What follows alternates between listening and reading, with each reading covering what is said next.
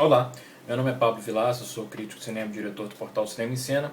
e eu vou falar um pouco hoje sobre um documentário brasileiro dirigido pelo Paulo Henrique Fontinelli, que é o mesmo diretor de um documentário sensacional, um dos melhores documentários que eu vi na Mostra de São Paulo há coisa de 4, 5 anos, que é Locke, Arnaldo Batista, sobre o ex-mutante. E o Paulo Henrique Fontinelli dirigiu agora esse documentário chamado Dossiê Jango. Eu preferi falar sobre o filme dele no formato de videocast em vez de escrever, porque existe um pequeno alguma coisa que pode ser considerada como uma espécie de conflito ético, porque o Paulo Henrique Fontinelli, que é o diretor do filme, depois de dirigir Locke, a gente se conheceu e a gente se tornou amigo. E é um cara que eu gosto muito, acho extremamente talentoso. Então eu não sei se haveria algum impedimento ético para eu escrever sobre o filme dele. Mas aqui é um videocast, uma coisa mais informal, eu me sinto mais à vontade para falar, especialmente porque eu gostei tanto do filme. Eu acho que é um documentário que faz jus à estreia do Paulo Henrique na direção de longas-metragens, faz jus ao Locke, que é esse dossiê Jango. O filme é sobre, como o próprio título indica, é sobre o ex-presidente João Goulart, e ele começa de uma maneira extremamente didática, estabelecendo o contexto no qual João Goulart foi primeiro eleito como vice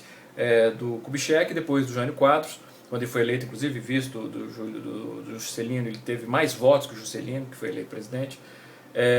E o contexto em que o João Goulart então se torna vice do Jânio Quadros, a renúncia do Jânio Quadros, quando o João Goulart estava fazendo uma visita à China, e, enfim, tudo o que aconteceu depois disso. O que é interessante é que esse contexto histórico aponta, primeiro, a importância e a visão de vanguarda que o Jango tinha enquanto gestor, enquanto presidente, enquanto administrador, com as suas reformas de base e a maneira como isso estava impactando já a economia e a sociedade brasileira e como poderia ter impactado ainda mais se o Jango tivesse permanecido no poder. E o que é fundamental para compreender esse contexto é como essas reformas de base, como o governo João Goulart, incomodava principalmente o governo norte-americano,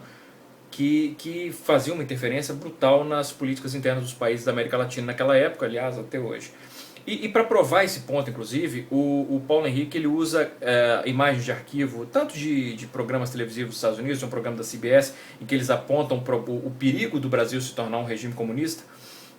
justamente a partir do governo de João Goulart. Ele usa gravações da Casa Branca entre o Kennedy e o embaixador, se não me engano, o embaixador dos Estados Unidos no Brasil na época, e conselheiros, no qual ele, em gravações que mostravam o governo norte-americano não só preocupado com João Goulart, mas inclusive considerando a possibilidade de uma intervenção militar no Brasil, que é o que eles estavam realmente se preparando para fazer.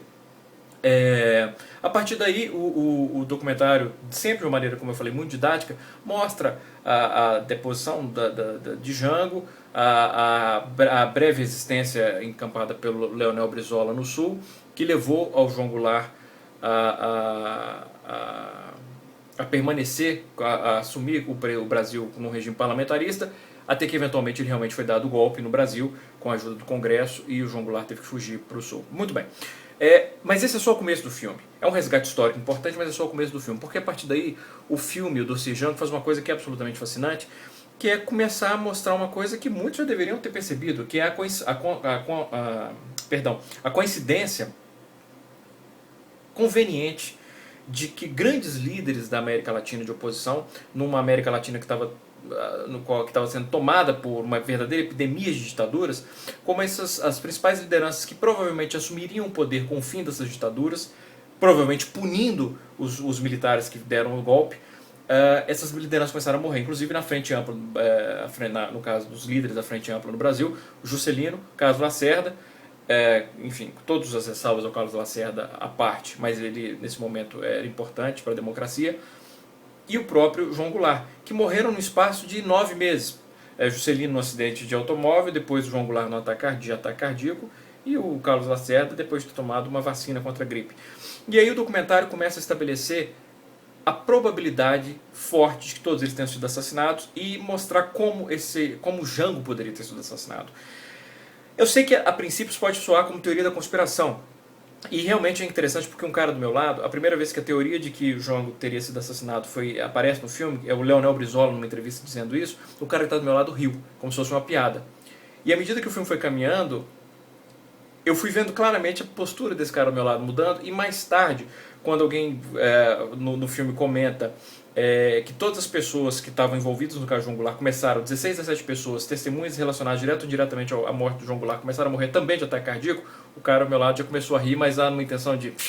Meu Deus do céu, mas ninguém percebe como é óbvio que tem uma coisa estranha acontecendo. Então o filme claramente convenceu, e o filme convence. Eu não diria que o filme convence plenamente de que a metodologia que ele apresenta para o assassinato de João Goulart aconteceu realmente, que as coisas aconteceram daquela maneira. Mas no mínimo o filme convence de que uma investigação muito mais profunda se faz absolutamente necessária sobre a morte de João Goulart.